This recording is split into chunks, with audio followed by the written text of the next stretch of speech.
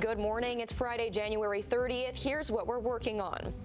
Environment Canada has issued a yellow warning for the Niagara region as temperatures hit minus 35 with wind chill.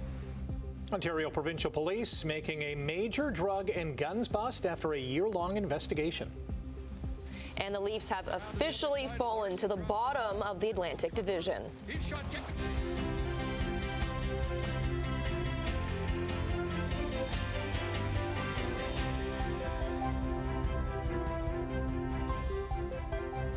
Good morning and happy Friday. We finally made it. I'm in for Annette for a little while as she is away. But I was just thinking yesterday, it feels like I've lived 100 different lives this week because it's felt so long.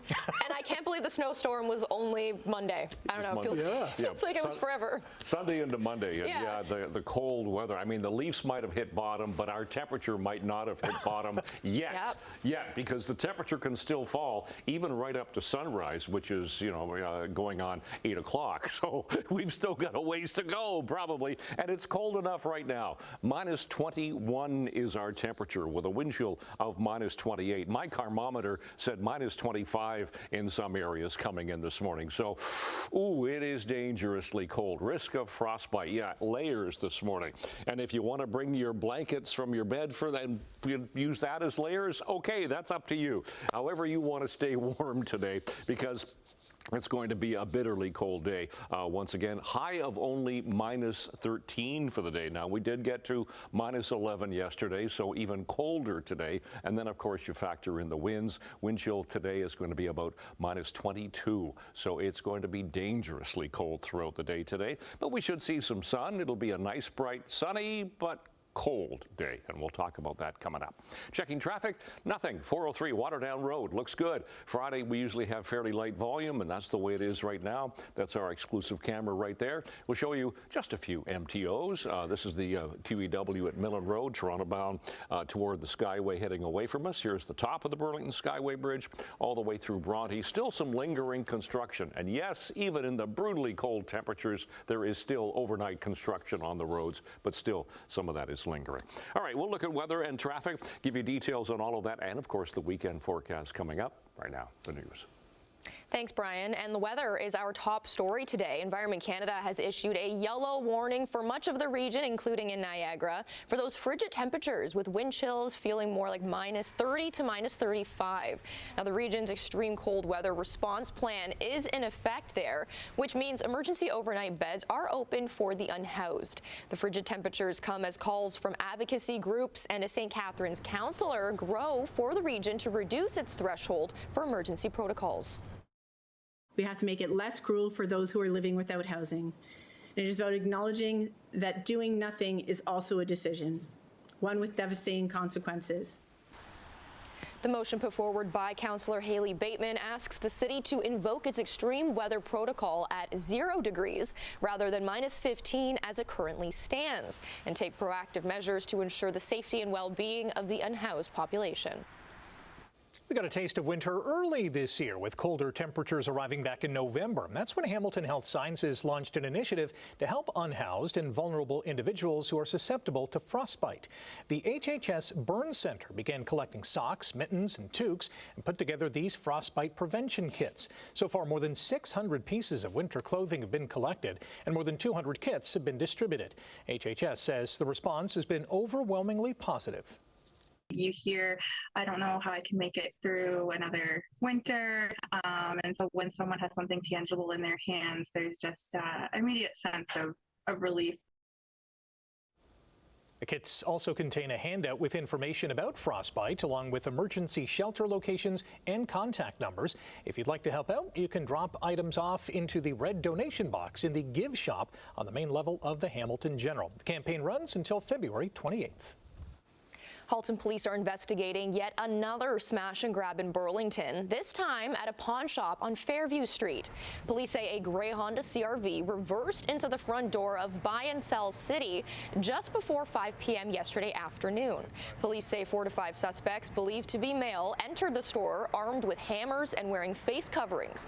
The suspects then fled in a dark-colored sedan with stolen jewelry, leaving the CRV behind. Now, thankfully, no one was hurt, and the business will be assessed for structural safety. After a year-long investigation, Ontario Provincial Police have made a major drug and guns bust. The investigation was initiated by London Police, but many other services were involved, including Hamilton. The investigation unveiled multiple criminal networks allegedly capable of sourcing illegal firearms and drugs from Ontario, as well as multiple U.S. states. More than $2 million worth of drugs and 31 guns were seized. Police have laid charges against 11 people, including one person from Stoney Creek. Hamilton police say a bust like this is important, especially since the city knows all too well the issue of drugs and guns. Last year, we had 290 crime guns seized in this city. This year, we're up to 13.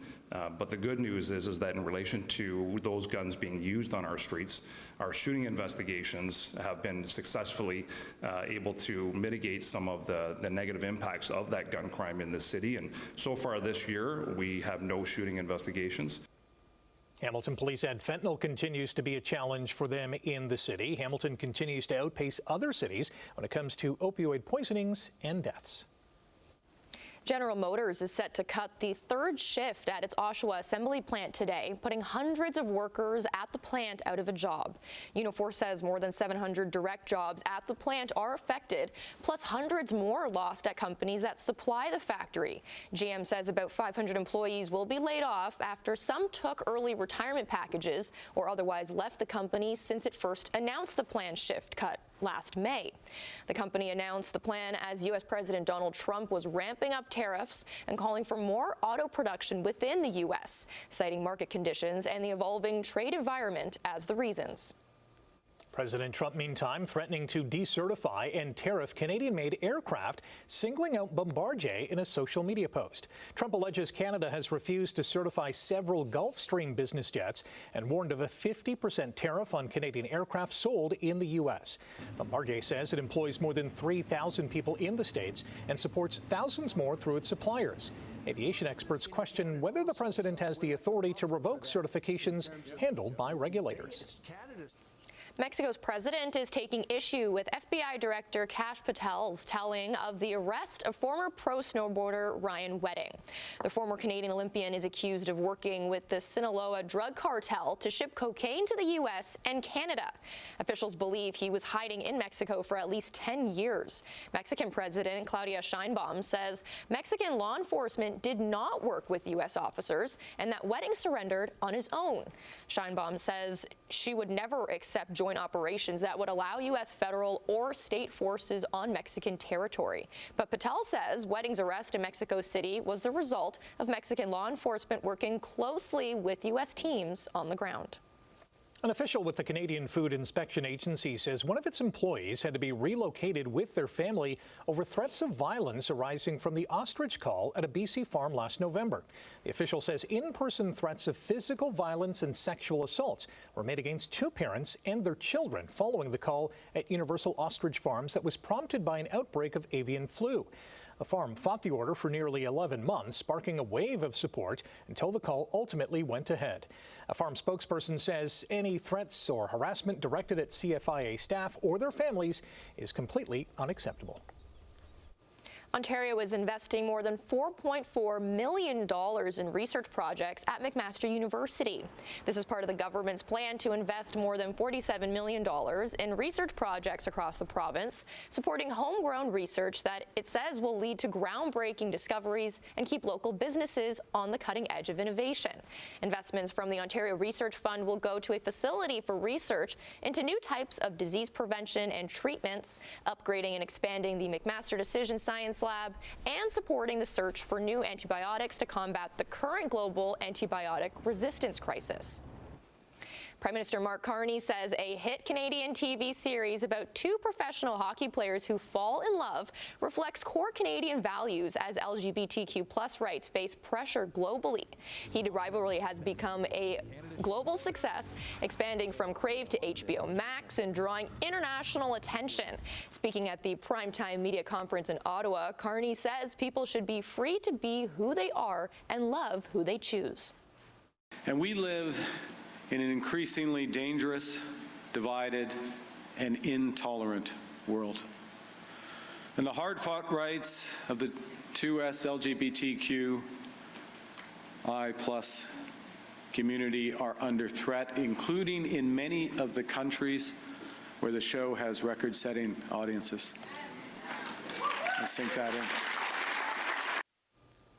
The conference also featured a debate over Canada's Online Streaming Act and Canada's cultural protections in the media landscape as a whole. Little known fact about Tom Petty's 1989 hit song Free Fallin'. It's about the Toronto Maple Leafs. Around to the other side, Larson drops it off. Schwartz will cover.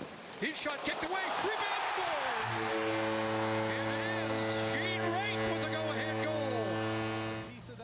Okay, the song is actually about driving around Los Angeles, but it might as well be about the Leafs because they have fallen to the bottom of the Atlantic Division after losing 5-2 in Seattle last night. Burlington Shane Wright broke a 13-game goalless drought, scoring twice for the Kraken, who've won now 3 in a row. Nick Robertson and Morgan Riley scored for Toronto. Anthony Stolarz allowed a goal on the first shot for the second consecutive game as the Leafs lost their 6th straight contest. Now Lee moving the puck back out for Horvat, down to a minute 10. Here's Schaefer with room, he scores. Hamilton's Matthew Schaefer scored the 14th goal of his stellar rookie campaign as the Islanders clipped the Rangers 2-1, and that goal broke a tie with Hall of Famer Bobby Orr for the second most by an 18-year-old defenseman in NHL history. Schaefer is now 3 back of Phil Housley's record. There were 13 other NHL games last night, including another win by Buffalo. Alex Tuch scored his 4th career hat-trick in the Sabres' 4-1 win over the Kings. Alex Lyon made a season-high 37 saves for his 10th straight win to break Buffalo's franchise record set by Jerry Desjardins in 1976. Patrick Kane has become the highest-scoring American-born player in NHL history. A 37-year-old Buffalo native had an assist in Detroit's 4-3 shootout loss against Washington. He's passed Hall of Famer Mike Madonna with his 1,375th point. For all the scores, check the ticker. What a semifinal match at the Aussie Open, where Carlos Alcaraz outlasted Alexander Zverev in a 5.5-hour marathon to move 1 win away from a career Grand Slam. The world number 1 had blown a 2-set lead and battled cramps before beating Zverev 6-4, 7-6, 6-7, 6-7, 7-5 to advance to his first career Aussie Open final. Jannik Sinner leads Novak Djokovic 6-3 in the other semi. Women's final will see top-ranked Arina Sabalenka meet Elena Rybakina. Buffalo Bills have officially introduced Joe Brady as their new head coach, and he quickly set the tone. They got to play the Buffalo Bills. They got to play Josh Allen and the Buffalo Bills, not the other way around. And it does not matter the day of the week, the time of the day. Is it outside? Is it inside? What's the weather? Just put the damn ball down. Let's go play. All right, and that's going to be the mentality that we play with. 36-year-old Brady's fired up there, signing a 5-year contract. He takes over from Sean McDermott, who went 98-50 in the regular season, but 8-8 in the playoffs. Hamilton's TD Coliseum will be rocking tomorrow night when the Toronto Rock are back in action for Game 2 of their 3-game homestand. The 3-3 Rock host 4-4 Ottawa in the latest edition of the Battle of Ontario.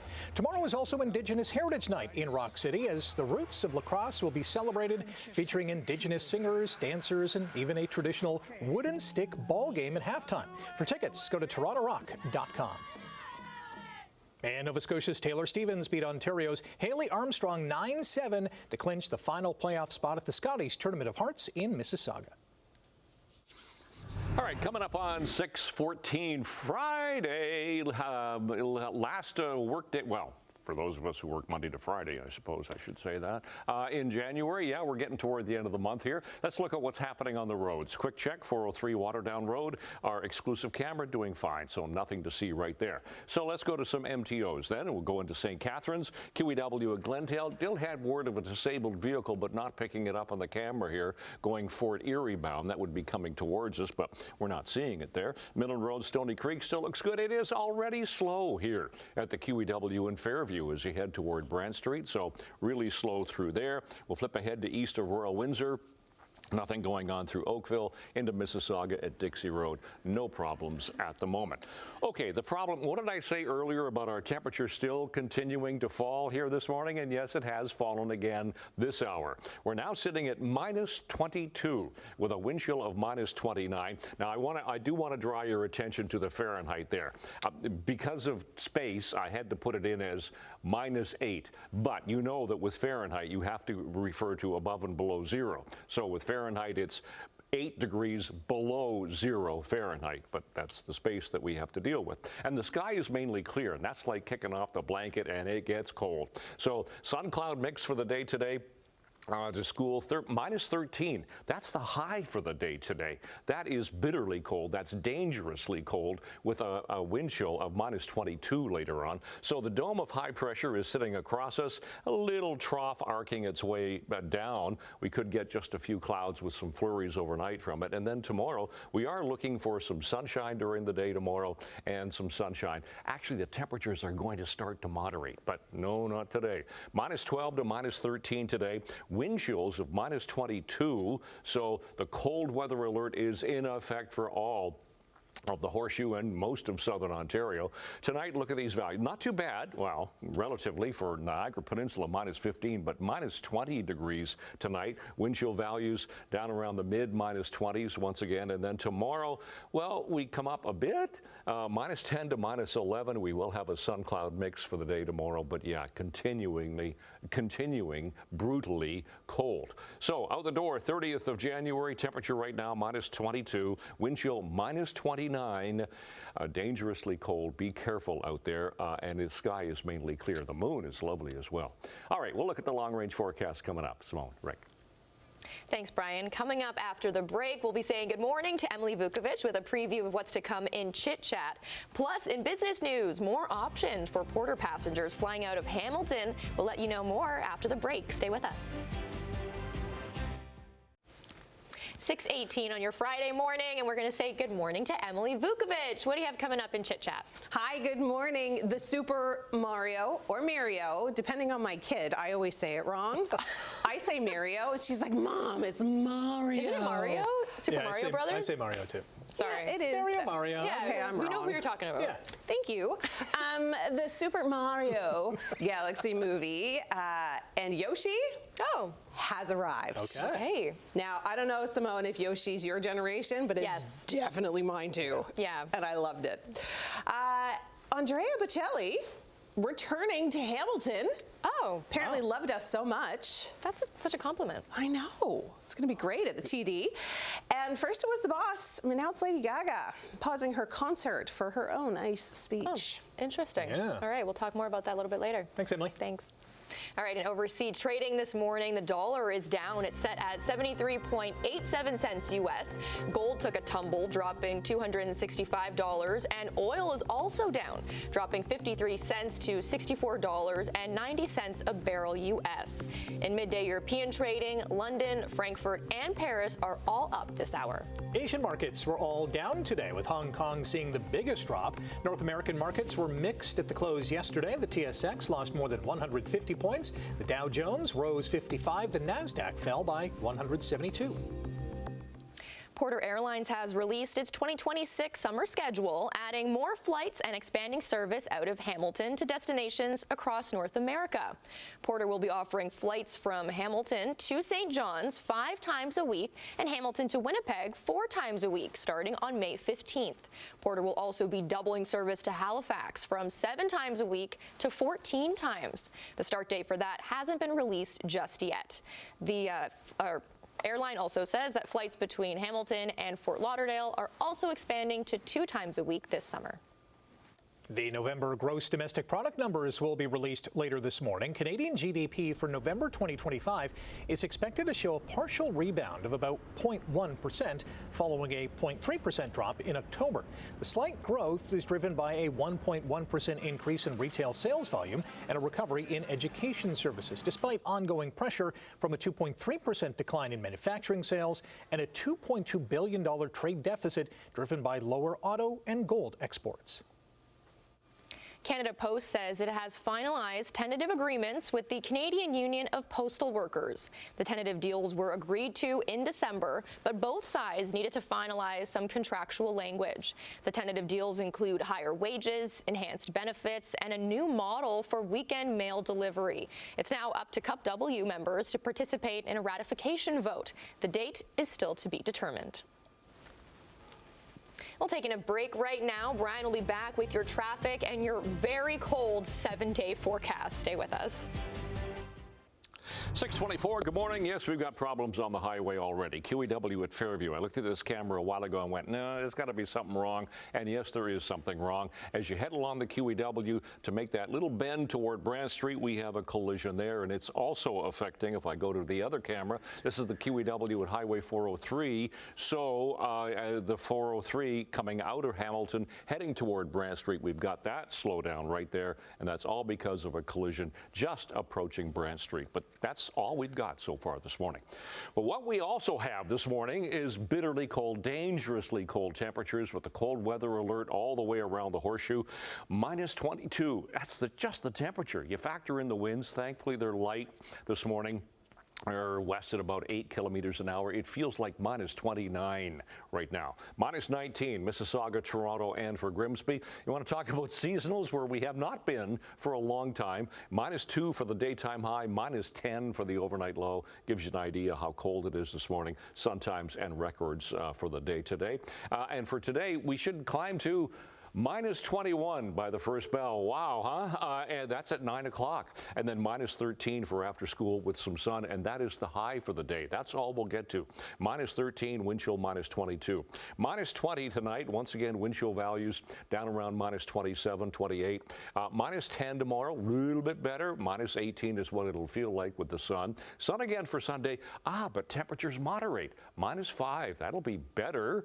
Minus 7. We'll start to see more cloud cover during the day on Monday for Groundhog Day, and it gets a bit better temperature-wise, minus 4 Tuesday and Wednesday with some sun.